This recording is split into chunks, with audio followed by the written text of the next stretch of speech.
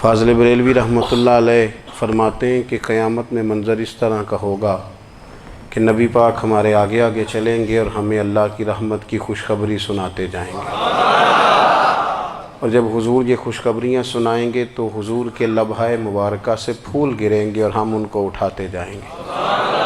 فرماتے ہیں خود تو وہ تھوڑی دیر کے لیے روئیں گے اللہ کی بارگاہ میں کہ یا اللہ انہیں معاف کر دے، خود روئیں گے لیکن ہمیں ہنسا دیں گے۔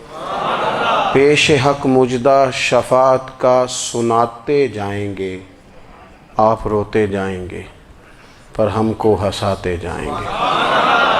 اور باغ جنت میں محمد صلی اللہ تعالی علیہ وسلم، باغ جنت میں محمد مسکراتے جائیں گے، پھول رحمت کے گریں گے ہم اٹھاتے جائیں گے۔ حشر تک ڈالیں گے ہم پیدائش مولا کی دھوم، اور مثل فارس نجد کے قلعے گراتے جائیں گے۔ اور کیا ذوق بیان کیا، فرمانے لگے خاک ہو جائیں عدو جل کر مگر ہم تو رضا، دم میں جب تک دم ہے ذکر ان کا سناتے جائیں گے۔ جب تک سانسوں کی ڈوری چل رہی ہے، دم میں جب تک دم ہے ذکر ان کا سناتے جائیں گے۔ اللہ تبارک و تعالیٰ نے نا ہمارے محبوب کریم علیہ السلام کو دنیا میں بھیجا تو فرمایا یا ایھا الناس قد جاءکم برہان من ربکم، اے لوگو تمہارے پاس تمہارے رب کی دلیل آ گئی ہے۔ اللہ تبارک و تعالیٰ نے محبوب پاک علیہ السلام کو سراپا دلیل بنا کے بھیجا۔ باقی انبیاء کرام علیہم السلام کے پاس بھی اپنی نبوت کے دلائل کے طور پر بے شمار معجزات تھے، اور حضور کریم علیہ السلام کے تو پورے وجود کو ہی اللہ نے معجزہ بنایا ہے۔ اور نبی پاک صلی اللہ تعالیٰ علیہ وآلہ وسلم کی نبوت کی دلیلیں، حضور کے رسالت کے مستحکم دلائل جگہ جگہ آپ کو ملیں گے۔ سب سے پہلی چیز تو یہ سمجھنے والی ہے کہ نبی پاک علیہ السلام نے جس چیز کو سب سے پہلے اپنی نبوت کی دلیل کے طور پر بیان فرمایا وہ حضور کا کردار ہے، سیرت ہے، عمل ہے، حضور کا لوگوں کے ساتھ رویہ ہے۔ نبی پاک علیہ السلام کی تبلیغ کے 3 دور ہیں۔ ایک تو حضور نے اپنے قول سے تبلیغ فرمائی، وہ 40 سال کی عمر سے محبوب نے اعلان فرمایا اور تبلیغ کی۔ اور ایک نبی پاک صلی اللہ تعالیٰ علیہ وسلم بالواسطہ حضور کی تبلیغ ہے جو آج تک جاری ہے۔ امت کے علماء، مشائخ، مبلغین حضور کے دین کو آگے پھیلا رہے ہیں، تو دراصل یہ بھی تبلیغ رسول پاک علیہ السلام ہی کی تبلیغ۔ اور ایک حضور کی تبلیغ کا دور ہے، حضور کی پیدائش سے لے کر ولادت مبارکہ سے لے کر حضور علیہ السلام کے اعلان نبوت تک۔ اس دوران نبی پاک نے جو تبلیغ فرمائی ہے وہ اپنے کردار سے فرمائی۔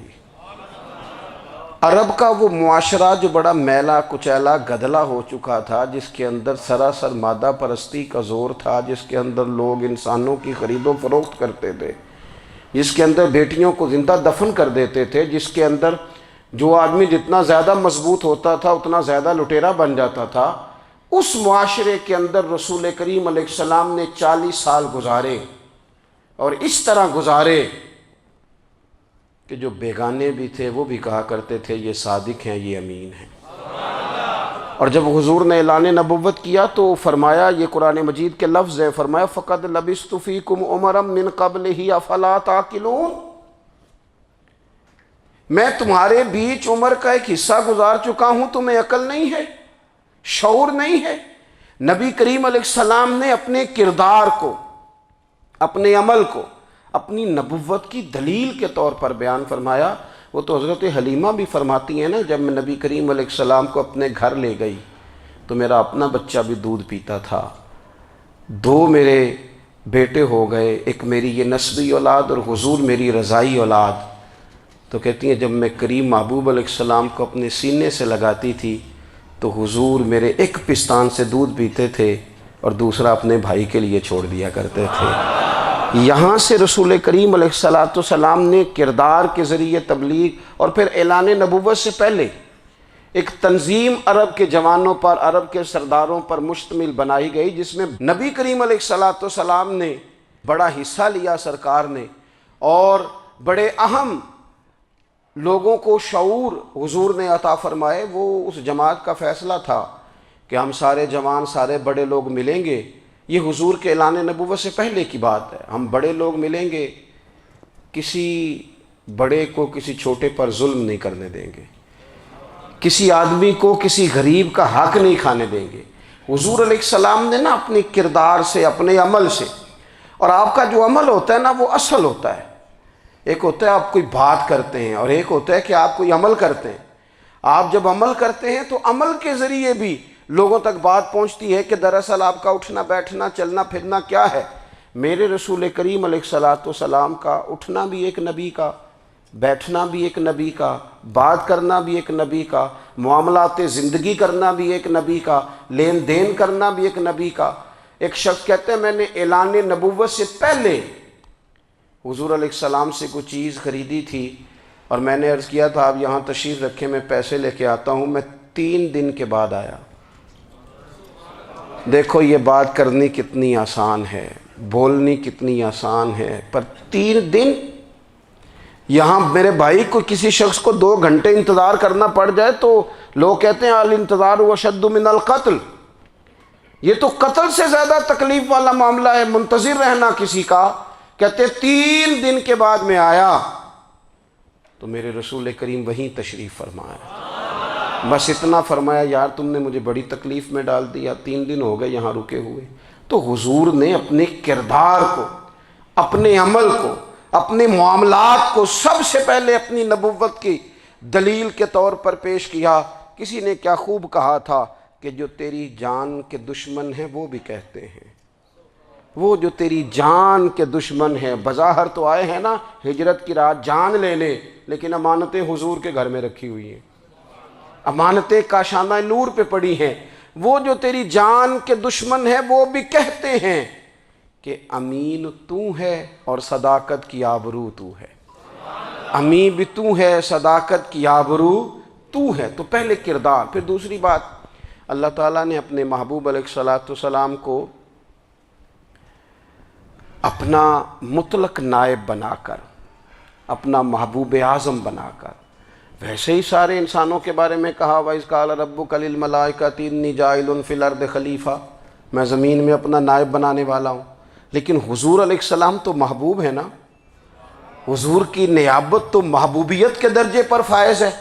تو رسول پاک کو رب کریم نے اس طرح کا بنا کے بھیجا کہ حضرت عبداللہ ابن رواحہ رضی اللہ تعالیٰ عنہ بیان فرماتے ہیں کہ اگر حضور کوئی معجزہ نہ بھی دکھاتے، نبی کریم علیہ السلام سے کوئی اعجاز لوگ نہ بھی دیکھتے، تو محبوب کا تو چہرہ ہی اس طرح کا تھا، لوگوں نے دیکھتے جانا تھا اور کلمہ پڑھتے جانا تھا۔ لیکن باوجود اس کے میرے رسول پاک کا اعجاز یہ ہے، کمال یہ ہے کہ حضور کبھی اشارہ کر دیں تو چاند 2 ٹکڑے ہو جائے، کبھی دعا مانگ دیں تو ڈوبا ہوا سورج واپس آ جائے، کبھی محبوب گزرنے لگیں تو پتھر آپ پر سلام پڑے، کبھی حضور پہاڑ پر چڑھ جائیں تو پہاڑ وجد میں آ کر جھومنے لگیں، محبوب کا کبھی نماز پڑھاتے ارادہ بن جائے تو اللہ تعالیٰ قبلے کا رخ ہی تبدیل فرما دے۔ کیا خوبصورت سوچ ہے اور کیا نظریہ دیتے ہیں بریلی کے امام۔ فرماتے ہیں اجابت کا جوڑا عنایت کا صحرا، دلہن بن کے نکلی دعائے محمد، اور اجابت نے جھک کر گلے سے لگایا بڑی ناز سے جب دعائے محمد۔ دیکھو خدا کی رضا چاہتے ہیں دو عالم، خدا چاہتا ہے رضائے محمد صلی اللہ تعالی علیہ وسلم۔ اور ایک مقام پہ فرماتے ہیں نائب دست قدرت پہ لاکھوں سلام، نائب دست قدرت پہ لاکھوں سلام۔ تو اللہ تعالیٰ نے نبی پاک صلی اللہ تعالی علیہ وسلم کو جو اعجاز۔ پھر ایک اور بات، حضور امی ہیں، دنیا میں آ کر محبوب نے کسی سے پڑھا ہی نہیں۔ میرے محبوب نے جتنا پڑھا ہے رب کریم سے ہی پڑھا ہے۔ الرحمن علم القرآن خلق الانسان، رحمان نے قرآن سکھایا پھر انسان بنایا۔ اللہ تبارک و تعالیٰ کی بارگاہ کرم سے حضور نے لیا۔ رسول کریم امی ہیں، یہ بھی حضور کی نبوت پر ایک بڑی دلیل۔ دیکھو ایک ہوتا ہے کوئی آدمی بچپن سے ہی کسی چیز سے شغف رکھے اور جب اس کی عمر بڑی ہو جائے تو کہتے ہیں اس کا تجربہ بڑا ہو گیا ہے، یہ پہلے کچھ شعر کہتا تھا، کوئی ادبی جملہ کہتا تھا، تو اب اس کی یہ کام کرتے کرتے عمر بڑی ہو گئی ہے تو رسوخ حاصل ہو گیا۔ 40 سال کی عمر مبارک تک نبی کریم نے ایک شعر بھی نہیں کہا۔ حضور علیہ السلام نے کبھی کوئی ایسی بات، ویسے تو حضور کی ہر بات حکمت والی، لیکن جس کو عرب کے لوگ اپنے لہجے میں شاعری یا اپنے لہجے میں ادب کہتے تھے، وہ حضور نے بیان نہیں فرمایا۔ لیکن جب 40 سال کی عمر میں اعلان نبوت کیا تو پھر بڑے بڑے فصیح و بلیغ، بڑے بڑے سیانے طفیل بن عمر کہتے ہیں کہ اس شخص کو بھی میں نے دیکھا جسے بڑا ناز تھا اپنی فصاحت اور بلاغت پر، اور جب وہ حضور کے پاس آیا اور اس نے آ کے کچھ باتیں کی تو محبوب خاموشی سے سنتے رہے، اور جب وہ چپ کر گیا تو میرے کریم نے صرف سورہ فاتحہ پڑھی۔ کبھی اٹھتا تھا، کبھی بیٹھتا تھا، کبھی غور کرتا تھا، کبھی دائیں جاتا تھا، کبھی بائیں جاتا تھا، پھر کہنے لگا بتاؤ نا کلام کس کا ہے؟ فرمایا اس رب کا، اس رب کا، اس رب کا جس کا میں رسول بن کے آیا ہوں۔ نبی کریم صلی اللہ تعالیٰ علیہ وسلم امی ہیں، لیکن حضور نے کائنات کے رازوں سے پردے ہٹا دیے، نبی کریم نے جینے کے سلیقے بتا دیے، حضور نے ہر شخص کو اس کے مقصد حیات سے آگاہ کر دیا۔ نبی کریم علیہ السلام نے وہ فلسفہ حیات بیان کیا کہ لوگوں کو صرف جینے میں ہی مزہ نہیں آیا، مرنے میں بھی مزہ آنے لگا۔ لوگ آگے بڑھ بڑھ کے جانیں پیش کرنے لگے، اپنی اولادیں قربان کر، جو فلسفیوں سے کھل نہ سکا اور نکتہ وروں سے حل نہ ہوا، وہ راز ایک طیبہ والے نے بتلا دیا چند اشاروں میں۔ محبوب کریم امی ہیں، لیکن حضور نے اس طرح دنیا کو سکھایا، اس طرح دنیا کو پڑھایا، اس طرح حضور نے علم کے چراغ اور دیپ روشن کیے کہ قیامت تک جسے روشنی ملے گی نا، اسے صرف دروازہ مصطفیٰ سے ملے گی، اسے رسول کریم علیہ السلام کے در دولت سے ملے۔ کچھ لوگوں نے کہا کہ اپنے پاس سے آیات بنا کے لاتے ہیں، اپنے گھر میں بیٹھ کے دعوے کر لینا تو کوئی مشکل کام نہیں نہ ہوتا، سارے لوگ ہی کر لیتے ہیں۔ بلکہ وہ ہمارے ایک بزرگ کہا کرتے تھے، خیالی پلاؤ پکائیے تے گھیو کدے بھی کٹ نہ پائیے، کیونکہ کون سا پیسوں کا ڈالنا ہے، زیادہ ڈالیں آپ، اور زیادہ ڈالیں۔ بہت سارے لوگ ہیں آج بھی، کچھ لبرل ہیں بیچارے، کچھ دین بیزار طبقہ ہے، وہ کہتے ہیں جناب ہمیں تو جدید باتیں بتائیں، ہمیں تو نئے اسلوب کے مطابق لے کے چلیں، ہمیں تو او بھائی سن، میرے نبی پاک علیہ السلام نے فرمایا میرا قرآن کبھی پرانا نہیں ہوگا، اسے پڑھ کے دیکھ، اس کی جدت کا حسن دیکھ، یہ تو کھلا ہوا باغ ہے، تو ایک دفعہ اس کے قریب آئے گا تو خوشبو ملے گی، دوسری دفعہ آئے گا تو اس سے زیادہ تازی ملے گی، ایک دفعہ پھل کھائے گا تو مزیدار ہوگا اور دوسرا کھائے گا ہو سکتا ہے شکل ملتی جلتی ہو لیکن ذائقہ بڑا نرالا ہوگا۔ تو تو صحیح نا، جب کچھ لوگوں نے کہا یہ خود سے بنا کے آیات لاتے ہیں تو فرمایا وَإِن كُنتُمْ فِي رَيْبٍ مِّمَّا نَزَّلْنَا عَلَىٰ عَبْدِنَا فَأْتُوا بِسُورَةٍ مِّن مِّثْلِهِ،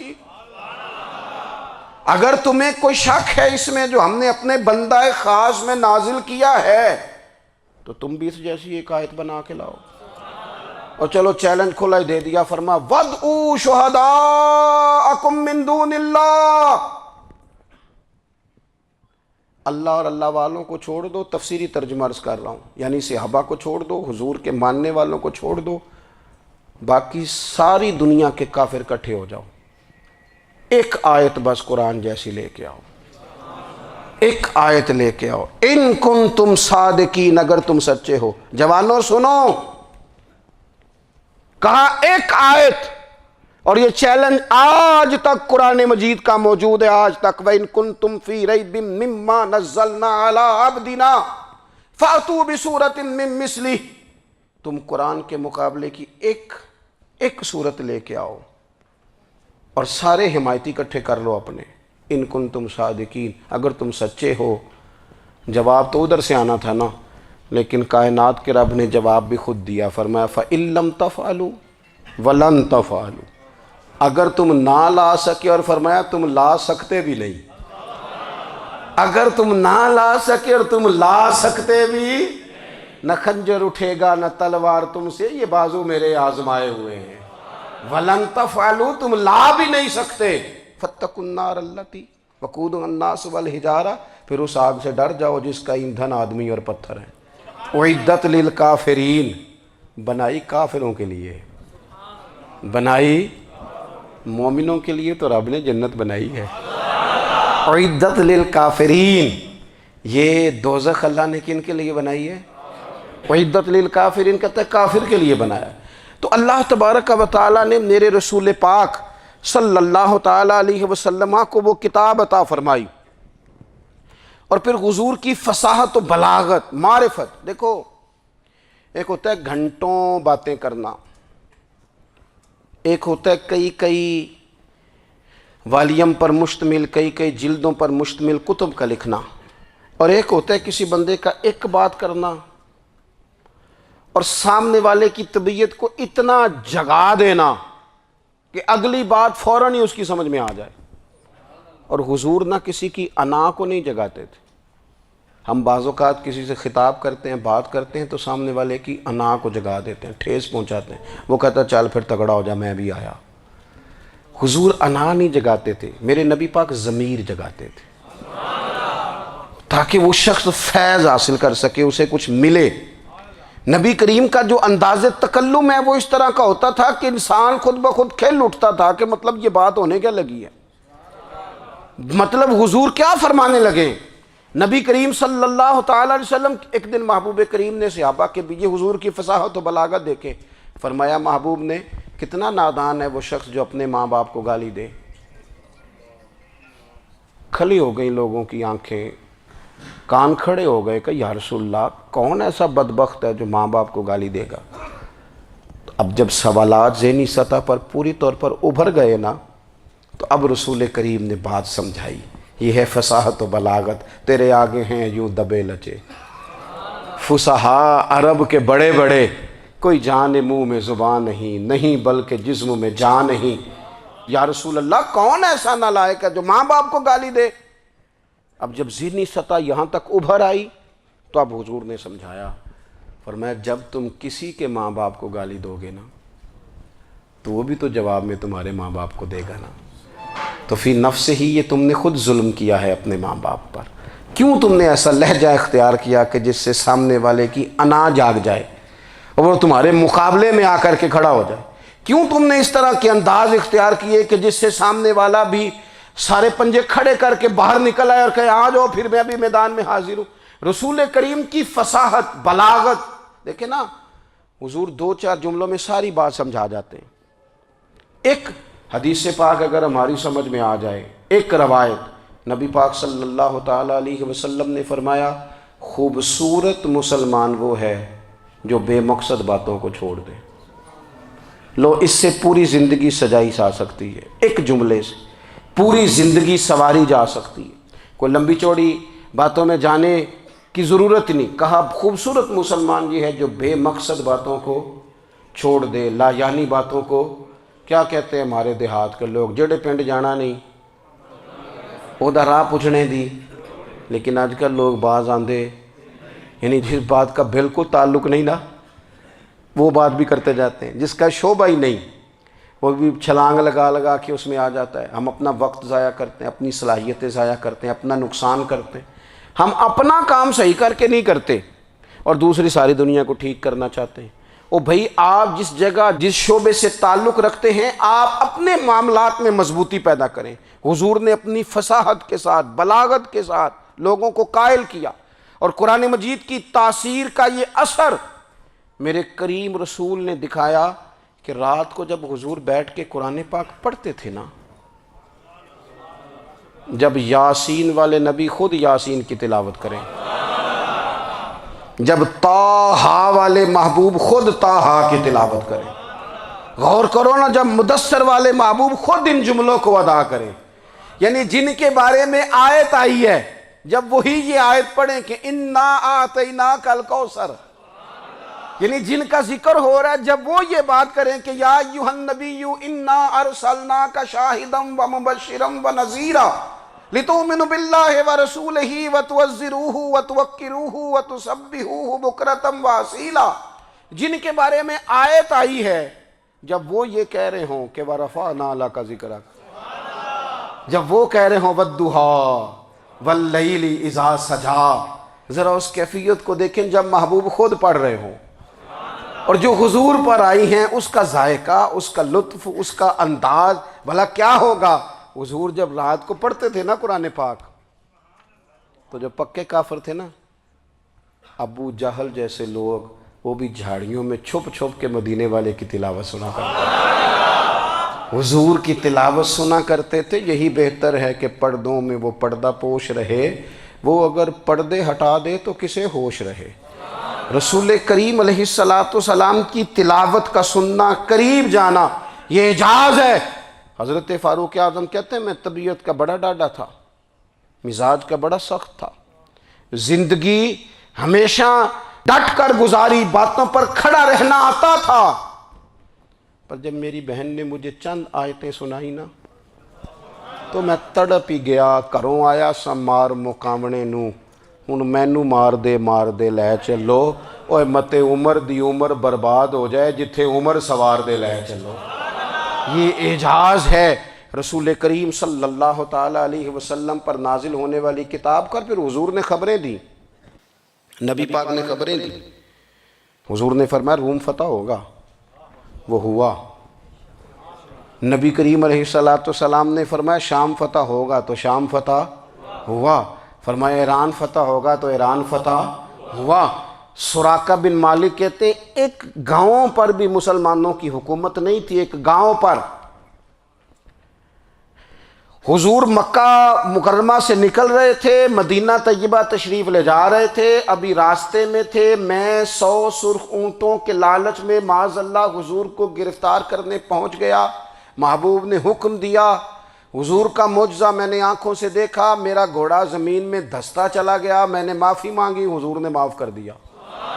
میں نے سمجھا اچانک ہو گیا ہے۔ یہ منوانا بھی بڑا مشکل کام ہے۔ شجر و حجر پہچان گئے، انسان کی نظروں میں شاکی رہا۔ یہ کچھ ایسے لوگ ہیں جن کو منوانا توبہ توبہ، ماننے کو تیار نہیں، دیکھ دیکھ کے بھی ماننے کو تیار ہے نہیں، ماننے کو تیار ہی نہیں۔ کہتے ہیں کہ میں نے پھر چاہا آگے بڑھنا، تو پھر زمین کے اندر میرے گھوڑے کے پیر دھنسنے لگے، پھر معافی مانگی۔ کریم تیرے معاف کرنے کی ادا پہ بھی قربان جائیں۔ یہ نہیں فرمایا کہ تو بار بار یوں ہی کرتا ہے، فرمایا معافی مانگتا ہے، جا میں نے معاف کیا۔ کہتے ہیں 3 دفعہ میں آگے بڑھا، 3 دفعہ حضور نے معاف کیا تو مسکرا کے فرمانے لگے تو یہاں مجھے گرفتار کرنے آیا ہے، وہ کیسر روم کا علاقہ فتح ہوگا۔ وہ کنگن جو پہنتا ہے نا ہاتھوں میں، بادشاہ کے کنگن معروف ہیں، وہ تیرے ہاتھوں میں آئیں گے۔ اللہ کرے آپ سمجھیں۔ یہ جو لوگ ڈری ڈری سہمی اور ہمارے بچے مایوسی کی معاذ اللہ باتیں کرتے ہیں، وہ دیکھیں حضور کس طرح کی گفتگو فرماتے ہیں۔ ابھی ایک گاؤں پر بھی اسلام کی حکومت نہیں، لیکن حضور کا خبر دینے کا انداز۔ کریم فرمانے لگے وہ کیسر روم کے جو کنگن ہوں گے وہ تیرے ہاتھوں میں آئیں گے۔ جناب سراقہ بن مالک فرماتے ہیں کہ میں مسلمان ہو گیا، حضور کا وصال ہو گیا، کنگن نہیں آئے۔ حضرت ابوبکر صدیق کا وصال ظاہری ہو گیا، کنگن نہیں آئے۔ جناب عمر کا دور آ گیا، سراقہ بوڑھے ہو گئے۔ کوئی بندہ پوچھتا نا کہ اب تو عمر ڈھل گئی ہے، زندگی کا پتہ نہیں، کہنے لگے نہیں میں نہیں جاتا، جب تک کنگن نہیں آتے اسرائیل کوئی نہیں آئیں گے، کیونکہ ساڈے نبی دی زبان ساڈے واسطے قرآن۔ جو دن کو کہہ دیا دن ہے تو دن نکل آیا، جو شب کو کہہ دیا شب ہے تو رات ہو کے رہی، اور خدا نے ان کی زبان کو وہ اختیار دیا، جو نکلی منہ سے ان کے وہ بات ہو کے رہی۔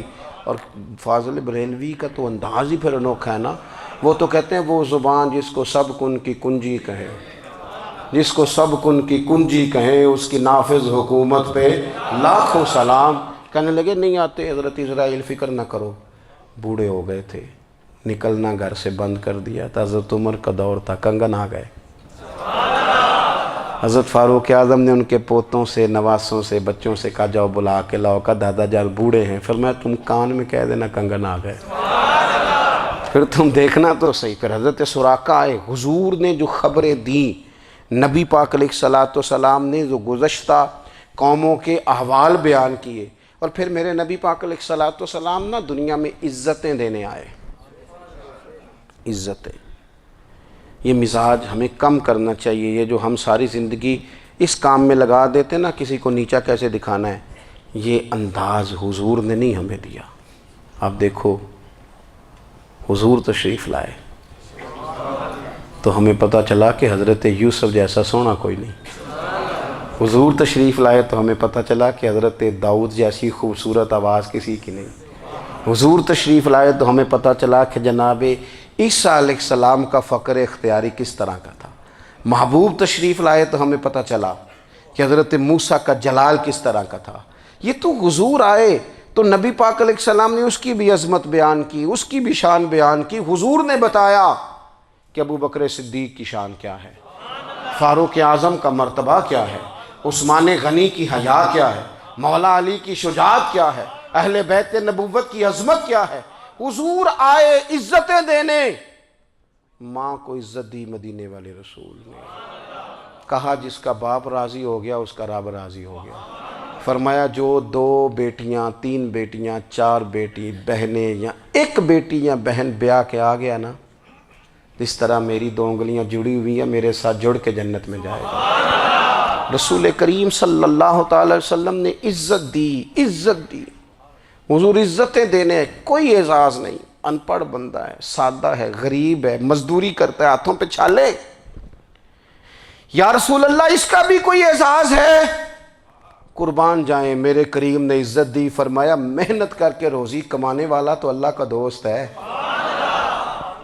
یہ اینٹیں اٹھانے والا، یہ مشقتیں کرنے والا، یہ صبح دیہڑی پہ جانے والا، یہ بیچارہ جو اچار سے روٹی کھاتا ہے، تو نے ہر شخص کی قسمت میں یہ عزت لکھی اور آخری خطبے کی صورت میں وصیت لکھی۔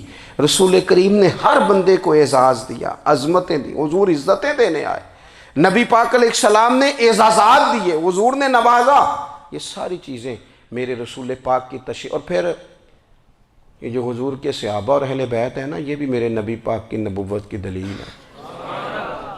اتنی جلدی انقلاب آیا نہیں کرتے، وہ کل تک جو رہزن تھے حضور نے راہبر بنا دیے، وہ لوگ جو کل تک ایک دوسرے کے گلے کاٹ کے کھاتے تھے، ایک دوسرے کو مارتے تھے، تکلیف پہنچاتے تھے، برادری ازم پہ لڑتے تھے، حضور نے بھائی بھائی بنا دیے۔ ایک پلیٹ میں کھانا کھانے لگے، سیدنا بلال حبشی، صہیب رومی، سلمان فارسی، حضور نے یوں کر کے ملا دیا۔ نبی کریم علیہ السلام نے تقسیمیں ختم کر دی دنیا میں، حضور کہ صحابہ نے اپنا کردار اس طرح کا دکھایا، اتنا بلند کیا، اور صحابہ کرام علیہم رضوان اس کو دیکھ کر اتنی بلندیوں پہ گئے کہ گواہیاں اللہ کا قرآن دیتا ہے۔ فرمایا محمد الرسول اللہ والذین معہ اشداء علی الکفار رحماء بینہم تراہم رکعا سجدا یبتغون فضلا من اللہ ورضوانا۔ فرمایا یہ جو میرے محبوب کے ساتھ والے ہیں کافروں پر سخت ہیں، آپس میں نرم دل ہیں، تم جب بھی انہیں دیکھو گے سجدے کرتے دیکھو گے، رکوع کرتے دیکھو گے، تم انہیں دیکھو گے اللہ کی رضا کے متلاشی ہیں۔ انہیں ساری مادہ پرستی سے نکال کر محبوب نے رب کی رضا کے رستے پہ ڈال دیا۔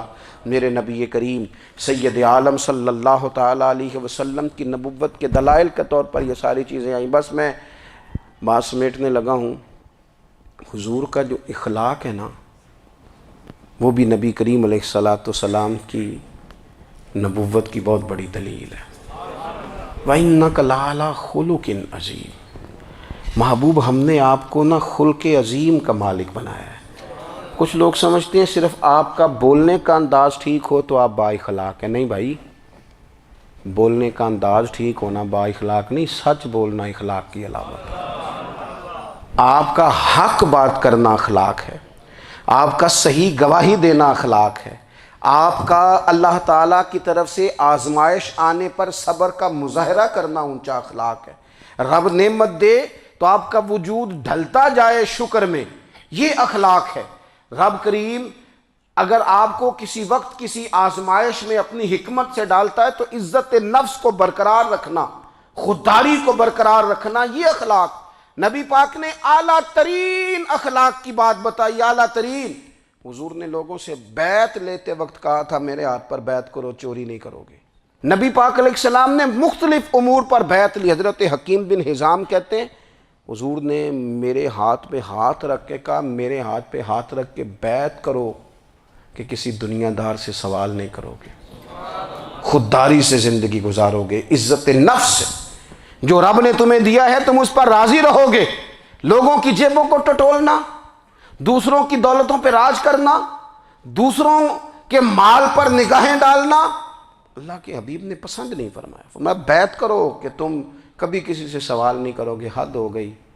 نبھانے والوں نے پھر اس عہد کو نبھایا اور کمال کر دی۔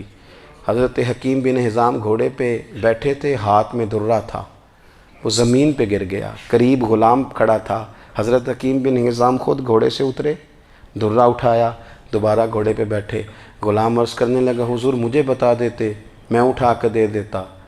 آنکھیں چمک اٹھیں، فرمانے لگے کیسے بتا دیتا، اپنے رسول سے وعدہ کیا ہے کبھی کسی سے سوال نہیں کروں گا، کبھی سوال نہیں کروں گا۔ اللہ کے محبوب نے ہمیں اعلیٰ اخلاقی قدروں کی بات ہمیں سکھائی ہے۔ ہم دیکھتے ہیں کہ بڑی جلدی 2 4 5 لوگوں کے غصہ دلانے پر ہم ساری اخلاقی حدوں کو کراس کر جاتے ہیں۔ دوستو ہمارا ایک ویژن ہونا چاہیے، ہمارے ذاتی رویے بڑے معتبر ہونے چاہیے، لین دین کے معاملات کے اندر مسلمانوں کو بڑا صاف ستھرا ہونا چاہیے۔ ہمیں اپنی معاشی زندگی میں روزمرہ کے معاملات میں ہماری توجہات کا مرکز صرف اللہ رسول کی ذات ہونی چاہیے۔ رب کریم نے اپنی حکمت سے کسی کو کتنا دیا ہے یہ اس کی حکمت کے تقاضے ہیں، ہمیں اس نے جس رنگ میں جس حال میں رکھا ہے ہمیں اپنے رب کی رضا پر بہت زیادہ مطمئن ہونا چاہیے۔ اچھا پھر ایک اور بات، جن چیزوں کو ہم نے دکھ بنایا ہے نا یہ تو وہاں دکھ تھا ہی نہیں،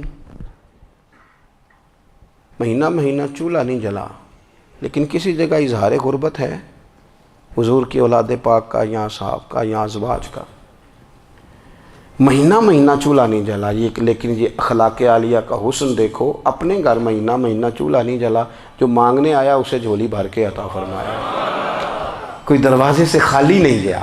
عزیز بھائی اگر زندگی میں اخلاقی قدریں ہم اپنا لیں اور ہم تھوڑا تھوڑا کر کے اپنے آپ کو تبدیل کریں، ساری زندگی توجہ رہی کہ فلاں کیا کر رہا ہے فلاں کیا کر رہا ہے، تھوڑا سا گردن کو جھکا کے اپنے اوپر توجہ ڈالیں، اپنے آپ کو وقت دیں، حضور کے اخلاق عالیہ کی روشنی میں، تعلیمات حسنہ کی روشنی میں ہم اپنے کردار و عمل پر تھوڑی توجہ دیں۔ اس وقت بہت بڑی تعداد میں امت مسلمہ ہے، اور ایسا نہیں ہے کہ دولت نہیں ہے، دولت سے بھی سرشار ہیں، ہمارے ہاں بڑے بڑے انجینئر ہیں، بڑے بڑے ڈاکٹر ہیں، لیکچرار ہیں، ہمارے پاس بڑے بڑے ہاسپٹل ہیں، بڑا کچھ ہے، لیکن کردار و عمل کے بادشاہ، اپنی زندگی تقوی کی روشنی میں گزارنے والے ان لوگوں کی تعداد کم ہے۔ اگر کوئی آج بھی سارے کام نیک کرے لیکن جائیداد میں سے بیٹی کا حق رکھ جائے تو پھر اس نے کیا میلاد منایا ہے؟ اگر آج بھی جو 2 4 لوگ بیچارے اس کے زیر دست ہیں، ملازمین ہیں، ان کے ساتھ اس کا رویہ انتہائی سخت ہو تو اس نے کیا میلاد منایا؟ اگر آج بھی وہ برادری ازم کی بنیاد پر دوستیاں کرے اور چھوٹے بڑے کی وہ تقسیم رکھے، جسے حضور نے فرمایا کہ قبیلے تو تعارف کے لیے، ورنہ کسی عربی کو اجمی پر، گورے کو کالے پر کوئی فضیلت نہیں۔ اگر کوئی آج بھی اس برادری ازم کا قائل ہے پھر اس نے کیا میلاد منایا؟ اگر کوئی شخص آج بھی اپنے آپ کو مادہ پرستی میں پوری طرح دھکیل چکا ہے اور رضا الہی کا مسافر نہیں بنا تو اس نے کیا میلاد منایا؟ اپنی طبیعتوں میں روحانی تبدیلی اور وہ خاص افکار جو حضور اپنے غلاموں میں پیدا فرماتے ہیں، ان افکار کو پیدا کرنا، سوچوں کو بدلنا، سوچوں کو، نظریات کو بدلنا، اپنے روزمرہ کے معاملات کا جائزہ لینا کہ ہم کس طرح آگے بڑھ سکتے ہیں اور کس طرح ہم ایک بہترین امتی اور ایک بہترین مسلمان بن سکتے ہیں، اس پر توجہ دینا، یہ میلاد ہمیں سبق دیتا ہے۔ اللہ تعالیٰ مجھے اور آپ کو عمل کی توفیق عطا فرمائے۔ آخر دعوایا ان الحمدللہ۔